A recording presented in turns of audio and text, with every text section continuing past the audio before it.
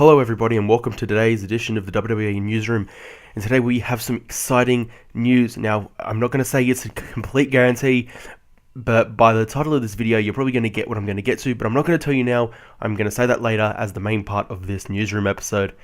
And today's edition is a special one because we are going to be talking about this huge bit of news at the end, and obviously by the title, as I said, you'll probably know what I'm going to be talking about, but that's okay.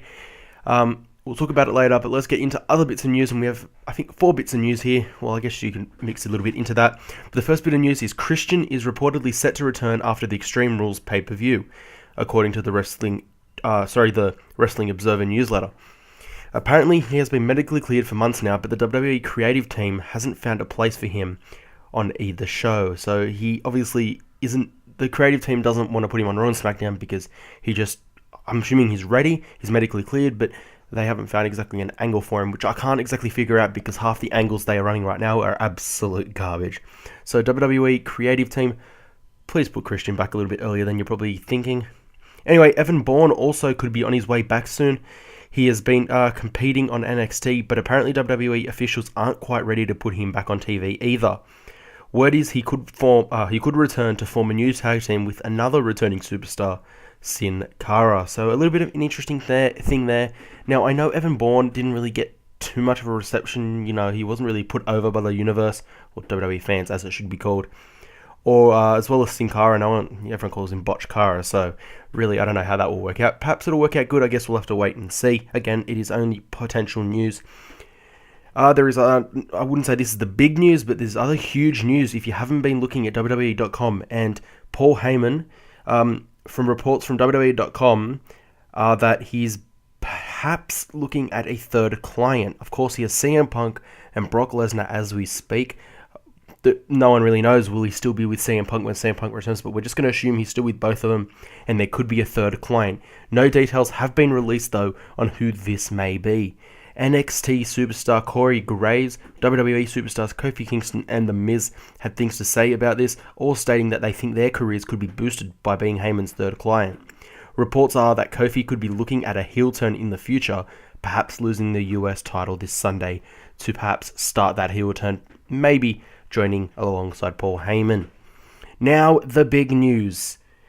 Okay, the big news that not only makes me happy, but should make a lot of people happy, and that news is that the man who has said he will work WrestleMania to put his 21-0 streak on the line again, The Undertaker, might be inducted, I said might be inducted, into the WWE Hall of Fame class of 2014 alongside Paul Bearer, who just passed about a month ago.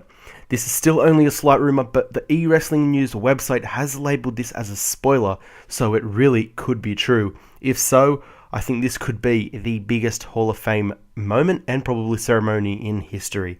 And guess what? I will be there. So if this is true, me going all the way from Australia for my second WrestleMania, of course I went to 28, which I thoroughly enjoyed, and I still think it was better than 29, but I really, if this is true, I am definitely looking forward to the Hall of Fame even more than I was for 28. And this could potentially be a bigger WrestleMania for me than 28 was if The Undertaker gets inducted, and if the main event will be a good one. Of course, we don't know what the main event will be, but The Undertaker perhaps being inducted, if I find out it's official, man, will I be happy. So apparently they really want to do it alongside Paul Bearer. They think it's just fitting and just only right to do it. Now, whether that means it'll be his last WrestleMania match, we don't know. I'm not going to go ahead and, state that it definitely is, or state that it definitely is not, but it could be his last WrestleMania if he is going to be inducted, guys. That is the big news if you have somehow just skipped the video to this moment. The Undertaker might be inducted into the 2014 Hall of Fame. Exciting news. I'm excited because I will be there. Make sure you leave a like on the video, guys, if you're excited about this news. If you enjoyed the video, of course, you've got to leave a like, not just because you're excited, but because you enjoyed the video. And make sure you subscribe as well for more WWE Newsroom videos. Also, guys, I'm uploading this a little bit earlier than normal. You're going to be seeing 2 Extreme Rules previews a little bit later on, with Chris Jericho and Fandango being previewed, as well as Team Hell No versus The Shield's match for the tag team titles. I'll catch you guys for the Extreme Rules previews. Peace.